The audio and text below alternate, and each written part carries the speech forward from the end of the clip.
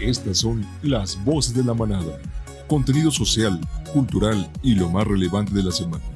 Todo en Voces de Universitarios. Voces de la manada. Comenzamos. Hola, ¿qué tal? Sean bienvenidos a Voces de la Manada. Yo soy Alfredo Betancourt. El día de hoy estoy muy contento de compartir la conducción con mi compañero Mariano nuevamente. Mari, qué gusto estar contigo. Ay, sí, yo sé, Alfredo, me encuentro un poco nerviosa, pero no sin antes mencionarles que el tema de hoy va a estar muy interesante, pues vamos a estar hablando sobre la arquitectura, una disciplina muy amplia y yo creo que es más para los amantes tanto del arte como de las matemáticas. ¿Tú qué opinas? Es correcto, totalmente, y lo vamos a ver a lo largo del programa y déjame decirte que para ello vamos a iniciar con un viaje a lo largo del tiempo sobre la historia de la arquitectura. Así es, y tampoco se pueden perder nuestra entrevista con el maestro Juan Ayala, que nos estará platicando un poco más sobre las tecnologías que están implementando en la arquitectura y muchos temas más. Y posteriormente nuestros datos curiositos que en esta ocasión nos van a sorprender, y eso se los aseguro. Así es, y tampoco se pueden perder nuestra cápsula 2, donde estaremos hablando sobre la importancia de la arquitectura en la actualidad. Y posteriormente nuestra mesa de diálogo, en donde vamos a cuestionar a nuestros colaboradores sobre sus conocimientos que tienen de arquitectura, cómo les gustaría que fuera su casa, si ya tienen algo en mente, pues cosas básicas. Así es que va a estar muy divertido, interesante. Y pues ya no les platicamos mucho más y le damos la bienvenida aquí a Voces de la Manada. De edificios. A lo largo de la historia ha sido un reflejo de la cultura, el poder y las creencias de las sociedades. Desde las primeras civilizaciones, el ser humano ha dejado su marca en el mundo a través de majestuosas estructuras que hasta hoy siguen siendo testigos del ingenio y la creatividad humana. Hoy te invitamos a realizar un viaje por la historia arquitectónica, explorando los primeros indicios de arquitectura y algunas de las estructuras más influyentes y representativas que han dado forma a nuestra civilización. Nuestro viaje comienza en los orígenes de la humanidad, cuando los primeros seres humanos comenzaron a construir refugios para protegerse del entorno. Las primeras formas de arquitectura eran sencillas y utilitarias, cabañas hechas de ramas, barro y pieles de animales. Sin embargo, pronto las sociedades comenzaron a establecer asentamientos permanentes y a desarrollar construcciones más complejas. El primer gran salto arquitectónico se dio en las civilizaciones antiguas de Mesopotamia y Egipto. En Mesopotamia, los zigurats se erigieron como templos dedicados a las deidades, estructuras escalonadas que alcanzaban grandes alturas y representaban el deseo de las sociedades por acercarse a lo divino. En paralelo, Egipto nos regaló las impresionantes pirámides, entre ellas la Gran Pirámide de Giza, una maravilla del mundo antiguo que servía como tumba para los faraones y reflejaba la creencia de la vida después de la muerte. Avanzando en el tiempo llegamos a la antigua Grecia y Roma, donde la arquitectura se convirtió en una manifestación de los ideales de belleza, simetría y orden. El Partenón, en Atenas, es un ejemplo extraordinario de la arquitectura griega, con sus columnas dóricas que simbolizan la perfección y el equilibrio. Por otro lado, los romanos innovaron al utilizar arcos y cúpulas, lo que les permitió crear edificaciones monumentales como el Coliseo y el Panteón. Estructuras que no solo sirvieron para entretener y adorar, sino también para demostrar el poder del Imperio Romano. El siguiente gran salto se produjo durante la Edad Media, con la aparición del estilo gótico. Las catedrales góticas, como la majestuosa Notre Dame, en París, desafiaban las limitaciones técnicas de la época con sus arbotantes y altos vitrales. Estas edificaciones no solo buscaban impresionar por su tamaño, sino también elevar el espíritu hacia el cielo, conectando lo terrenal con lo divino. En el Renacimiento, la arquitectura dio un giro hacia la perfección técnica y la vuelta a los ideales clásicos. Los arquitectos del Renacimiento, como Brunelleschi y Miguel Ángel, buscaron la proporción perfecta en sus obras. Un ejemplo sobresaliente es la cúpula de la Catedral de Florencia, que combina innovación estructural y belleza artística, y la Basílica de San Pedro en el Vaticano, considerada una de las obras cumbres de la arquitectura renacentista. Con el paso de los siglos, la arquitectura siguió evolucionando y en el siglo XX el movimiento moderno trajo consigo nuevas formas y enfoques. Arquitectos como Le Corbusier y Frank Lloyd Wright priorizaron la funcionalidad sobre la ornamentación, creando espacios más abiertos y adaptados al entorno. Wright, por ejemplo, nos regaló la famosa Casa de la Cascada, una obra que se integra perfectamente con la naturaleza, logrando un equilibrio entre lo artificial y lo natural. Como te pudiste haber dado cuenta, la historia arquitectónica es un reflejo de la evolución del ser humano. A lo largo de los siglos, la arquitectura ha evolucionado no solo en términos de diseño y técnica, sino también en su capacidad para inspirar, conectar y transformar la vida de las personas. Cuéntanos en nuestras redes sociales qué te pareció esta información. Mi nombre es Ana Fer Rosas y no te pierdas nuestra siguiente cápsula aquí en Voces de la Manada. Bueno, ya estamos de regreso en el primer comentario y como invitado tenemos a Luis Enrique González, quien nos estará platicando un poco sobre qué sabe de la arquitectura y también vamos a cuestionarlo a ver si es maratónico. Luis, a mí me gustaría preguntarte, yo creo que todos de pequeños soñamos con algo, con una casa, con alguna estructura, ¿sabes? Es decir, ¿cuál es tu casa ideal? Mi casa ideal sería como una típica de sueños, ¿no? De Hollywood. Una piscina, un jardín grande donde pueda pasear mi perro, donde tenga juegos, fútbol para nosotros en este caso. Es correcto. Casa de 2 pisos, pintada de azul. Esa es mi casa de los sueños. ¿Y en cuánto crees que te saldría una casa diseñada de esa forma? Uy, no.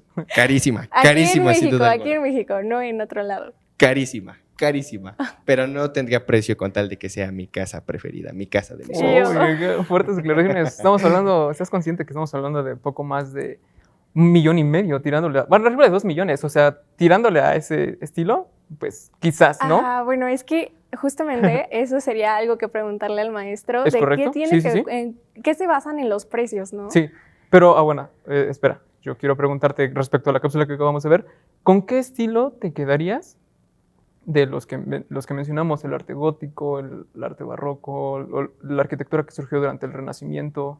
¿Con qué tipo de arquitectura te quedas? Me quedaría con la parte del arte gótico. Me pareció algo bastante interesante al momento de que vimos la cápsula, más porque hacían el comparativo con la de la iglesia de Notre Dame de Francia. Sí. Me parece muy interesante cómo se ve, cómo está diseñada, pero sobre todo lo que tiene que ver con el arte, porque al final yo creo que la arquitectura es un arte y me parece bastante interesante cómo se ve toda esa forma.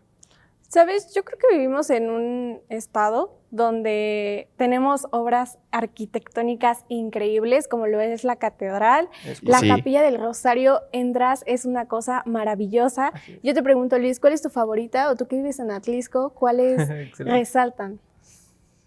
La verdad es que en Atlisco, por ejemplo, todo lo que tiene que ver con el arte de allá, la parroquia que está en el Zócalo es un monumento bastante interesante. Igual yo creo que la catedral de aquí de Puebla es algo bastante interesante por cómo se ve. Todo lo que tiene que ver con el arte barroco, sin duda es algo muy interesante. Y creo que las iglesias son lo principal que lo manifiestan. Así Pero- es. Ahora, digo, ya enfocándonos más en lo que estamos viviendo hoy en día, la arquitectura que se presenta hoy en Puebla es totalmente diferente a la de hace muchos años y el estilo es totalmente igual. A lo que voy es que Puebla se está desarrollando demasiado y hemos visto que han crecido la cantidad de edificios que se han construido Sí. y pues conocemos algunos que tienen unas formas muy peculiares y muy interesantes. Entonces, no sé si alguno llame tu atención demasiado que digas, ok, la verdad sí se la rifaron y es mi favorito de Puebla. Creo que le compite a otros edificios de Europa o Estados Unidos. Yo creo que me quedaría con el edificio que está por aquí cerquita, el que Aquí enfrente. tiene forma de caracol. Ese me parece bastante interesante por la forma en la que la construyeron, cómo se ve sus ventanales. Parecería que no está terminado, pero en realidad ya está terminado. O sea, para mí me encanta muchísimo ese edificio y me encantaría verlo desde adentro, por supuesto. Es que, ¿sabes? Yo creo que es como un debate porque yo no creo que la arquitectura, por ejemplo, de ese tiempo, renacentista, se compare a la actual. Yo creo que son dos eras muy diferentes que intentan transmitir cosas distintas y justamente yo creo que esas obras son las que llaman a los turistas a visitarnos, a visitar el estado, a conocer cómo se creó el estado de Puebla, quiénes estuvieron involucrados en la creación de de esos edificios, de esas iglesias. Y por ejemplo, yo te pregunto, ahorita que crearon el mirador ahí en Atlisco, ¿qué has visto? ¿Cuál fue el toque de modernidad que le dieron al municipio? Ese mirador de cristal llegó para quedarse, para no irse, y le da un toque, diríamos nosotros, asteric a la ciudad, porque ese toque de verlo, de estar ahí, de ver todo lo que implica, para mí es espectacular. Ok, Luis, pues te damos la despedida de este espacio. No. Vamos a pasar a la entrevista para que el maestro nos ilustre quite un poco muchas más. dudas, así que vamos allá.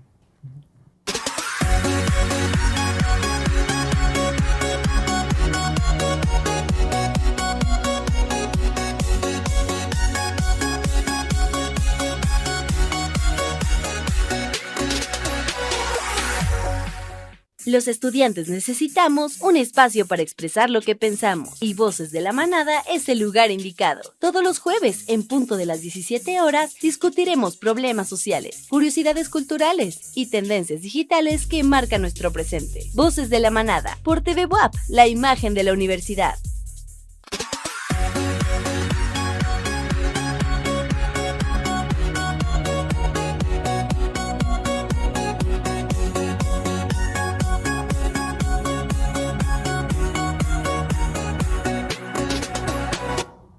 Ya estamos de regreso aquí en Voces de la Manada y por fin llegamos a la parte más esperada, la entrevista. Y para ello es un gusto recibir aquí en el foro y que haya aceptado nuestra invitación al maestro Juan Ayala, quien es docente en la Facultad de Arquitectura. Maestro, qué gusto tenerlo acá y muchas gracias por aceptar la invitación. No, al contrario, es un placer estar aquí en TV WAP. Gracias por la invitación. Maestro, bueno, ¿qué le parece si iniciamos por el principio? ¿Qué fue lo que lo motivó a estudiar la carrera de arquitectura? ¿Por qué es arquitecto?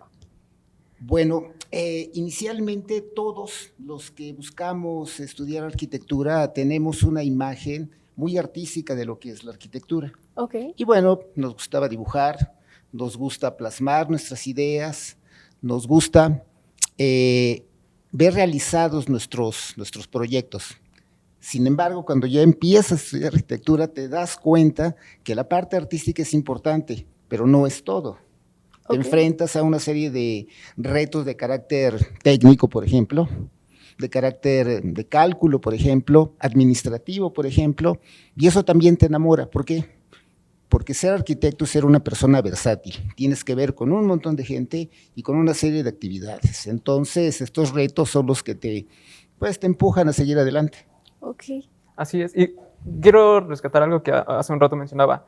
Que la parte artística no lo es todo de la arquitectura. Y justamente, bueno, han surgido distintos comentarios en redes sociales que justamente para las personas que estudian arquitectura no solamente es crear ideas que se consideren bonitas, cosas extravagantes, diseños padres, sino el hecho de lo que hay detrás de, es decir, si vas a crear una forma curva, el hecho de cómo se va a sostener esa estructura, porque no solamente es arte. Entonces, ¿cuál es lo complejo de crear números y empatarlos también con los pensamientos que llevan los ingenieros? Porque creo que existe controversia entre arquitectos e ingenieros. Coméntenos, ¿cómo usted percibe, ya siendo todo un arquitecto, cómo percibe esa convivencia? Bueno, esto del arte y la arquitectura es una cuestión muy polémica y bueno, una de las diferencias entre el arte y la arquitectura es que la arquitectura tiene que satisfacer problemas inmediatos y concretos. El arte no, el arte es una manifestación creativa. Ahora, si hay obras arquitectónicas que trasciendan lo meramente funcional, técnico, constructivo y te hagan sentir emociones, sensaciones, podemos pensar que estaremos frente a una obra artística en arquitectura. Y bueno, como ya lo mencioné hace un momento, tienes que ver con mucha gente, ¿no? Todos siempre le dan el crédito al arquitecto. ¿Quién hizo esa casa? Qué bonita está la casa. El arquitecto. Sí, pero pónganse a pensar todo lo que hay detrás de esa construcción. La mano de obra, por ejemplo. Toda la parte administrativa, por ejemplo. Los cálculos, cuando a veces son cálculos muy sofisticados, tienes que recurrir al apoyo de un ingeniero. Y bueno, el mérito siempre se lo lleva el arquitecto, pero debemos de pensar, se lo digo a mis estudiantes de arquitectura, excelente, cuando vean una obra arquitectónica, observen, piensen todo lo que hay detrás para que eso exista. Sí, y bueno, quisiera pasar al tema un poco más de la tecnología. ¿Qué trajo la tecnología a la arquitectura? ¿Cómo ayudó a que el tema, por ejemplo, de la sustentabilidad, pues sea algo más fácil de crear? O no sé, ¿cómo se involucró? La tecnología tan avanzada que está hoy en día, softwares y multitud de mecanismos que hay para diseñar, para administrar, para calcular, son herramientas. Okay. Pero no hay que olvidar que detrás de esas herramientas hay un cerebro, una persona que piensa y que delinea lo que se tiene que hacer con esas herramientas. Y bueno, yo le pregunto, ¿todavía se utiliza en la Facultad de Arquitectura diseñar con la mano o ya todo lo hacen en software? No, afortunadamente en los primeros semestres de la Facultad de Arquitectura los estudiantes les ponen ejercicios para dibujar con lápiz y en papel. Sí, ¿cuánto se practica justamente eso de los cálculos? Porque yo creo que es algo muy importante que que se debe llevar justamente con el diseño, porque yo creo que un cálculo mal, esa importancia de los cálculos, ¿qué es más importante, el diseño o el cálculo? Ambas cosas. ¿Por qué? Porque cuando tú estás diseñando, pongamos por ejemplo una casa. Bueno, tú piensas que debe de tener tal distribución, que debe tener tales características, que debe de tener tales acabados. Sin embargo, en el mismo momento que tú estás pensando la distribución, por ejemplo, estás pensando dónde van los castillos, dónde van las columnas, si va a haber una trave, una viga, etcétera, etcétera, ¿no? Entonces es un trabajo que no es tan lineal, sino que vas combinando diferentes cosas. Y acabas de decir una cuestión muy importante. Ahora tenemos que pensar, y es uno de los retos que tenemos como arquitectos, como estudiantes de arquitectura, como facultad, el que los problemas ambientales son prioritarios que debe de asumir un arquitecto. Ok. Ahora yo tengo una pregunta. En el mundo de los arquitectos, ¿existe algún premio, alguna nominación para que los nombren como el mejor arquitecto del año o del mundo? ¿Existe algún premio? Sí, claro, el premio Pritzker. Y anualmente se da este premio, es digamos el equivalente al premio Nobel, pero en arquitectura. Y afortunadamente los últimos dos han sido entregados a arquitectos que están pensando no en las grandes obras maravillosas técnicamente, sino aquellos que tienen un compromiso social. Ok, ya para finalizar, maestro, ¿qué nos puede decir? ¿Cómo se lleva a cabo el proceso de cliente-arquitecto? Porque yo veo que a veces mucha gente así como, no contratamos un arquitecto porque es muy caro. Entonces, ¿qué opinan acerca de eso y qué le puede decir a nuestro público? Bueno, que no es tan caro, vale la pena. Y uno de los puntos que en la Facultad de Arquitectura estamos desarrollando es el hecho de qué manera los estudiantes, los egresados, los nuevos arquitectos tengan un público, tengan una clientela que les puedan ofrecer muy buenas obras, estéticamente, expresivamente, constructivamente, pero que además no sean tan costosas. Hace un momento escuchaba yo en el comentario de hace rato el costo que tiene una obra arquitectónica, sí, pero con el tiempo vale la pena. Es una inversión, no es un gasto. Ok, maestro, pues le damos las gracias por estar en esta entrevista, le agradecemos mucho el tiempo y que haya compartido el espacio y nosotros vamos hacia nuestros datos curiositos. Gracias por todo. Muchas gracias, mi querida Mariana y mi querido Alfredo, por esta increíble entrevista con el profesor Juan Ayala. La verdad me pareció muy, muy buena, Itziel. Pero bueno, vamos a entrar precisamente a nuestros datos para poder, pues, dar muchísima más información, además de con esta entrevista sobre la arquitectura. Así es. Para iniciar con estos datos, ¿sabías que la arquitectura fue deporte olímpico hasta mediados del siglo XX? Ya que junto a otras artes como la literatura, la música, la pintura, la escultura, formó parte de las llamadas competencias de arte de los Juegos Olímpicos de 1912 a 1948. La única condición era que las piezas presentadas estuviesen relacionadas con el deporte. ¿Qué te parece, Jadiel? ¿Te hubieras podido competir en estas competencias de arte? Es lo que te iba a decir, es muy interesante porque nunca me imaginaba la arquitectura en unas olimpiadas, ¿no? Yo tampoco, ¿eh? Es complicado. Sí, si así ya ahorita se nos hace complicado todo este tema, imagínate para deporte. Yo creo que yo nunca hubiera ganado una medalla. Pero somos dos. Vamos a seguir con los datos porque para continuar precisamente con esta maravillosa sección, ¿sabías que cada año el Día Mundial de la Arquitectura se celebra bajo un tema específico? Estos temas suelen centrarse en desafíos globales como el cambio climático, el desarrollo sostenible o la urbanización. Y justamente en el 2023 el tema fue Arquitectura para el Bienestar, destacando cómo los diseños arquitectónicos pueden impactar positivamente la salud y el bienestar de las personas. Muy interesante, ahora faltará ver qué viene para este 2024. Ojalá que sea un buenísimo tema como el del año pasado. Claro que sí. Y para finalizar con esta grandiosa sección, ¿sabías que el premio de la casa más angosta del mundo es para Keret House en Varsovia? Ya que el arquitecto Jakub Szczesny le puso este nombre en honor al primer inquilino de la vivienda, el cineasta israelí Edgar Keret. Sus 72 centímetros en su parte más angosta y los 122 centímetros en la parte más ancha le hicieron ganarse indiscutiblemente el puesto. ¿Tú podrías vivir en esta casita, Jadiel? Pues yo creo que sí. La verdad sí, me impresiona cómo la arquitectura lleva temas amplios. Y se adapta. Justamente, pero olimpiadas, cine, o sea, tantos temas. Pero bueno, hemos llegado al final de estos datos. Vamos a entrar a la siguiente cápsula, que es la importancia de la arquitectura en la actualidad. ¿Alguna vez te has preguntado cuánta importancia tiene una arquitecta o arquitecto hoy en día?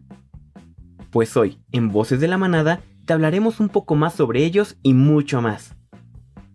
Antes que nada, debemos tener en cuenta que a medida que las sociedades se fueron desarrollando, la arquitectura evolucionó para satisfacer necesidades más complejas, como la religión, el poder y la identidad cultural. Hoy en día, la arquitectura busca la innovación y la sostenibilidad, y esto debido a muchos factores, pero uno de los principales son los arquitectos. Ellos continuamente están diseñando distintos proyectos que no solo son estéticamente agradables, sino que también priorizan la seguridad de lo que diseñan. También buscan la mayor eficiencia de los recursos en la construcción para la vivienda o uso de una casa o edificio. Y además de esto, buscan la reducción de algún daño o impacto negativo al medio ambiente con estos proyectos. Pero la innovación no solo se queda en la arquitectura. En la actualidad, algunos arquitectos como el arquitecto José Garnica o Juve 3D Studio están presentes en distintas redes sociales, con mayor fuerza en TikTok, y ellos han influido y trascendido significativamente de varias maneras. Por ejemplo, compartiendo los nuevos diseños o proyectos que se hacen en nuestras localidades o por el mundo, ofreciendo tutoriales o consejos sobre arquitectura y diseño, o también promoviendo la conciencia sobre la sostenibilidad y el apoyo al prójimo.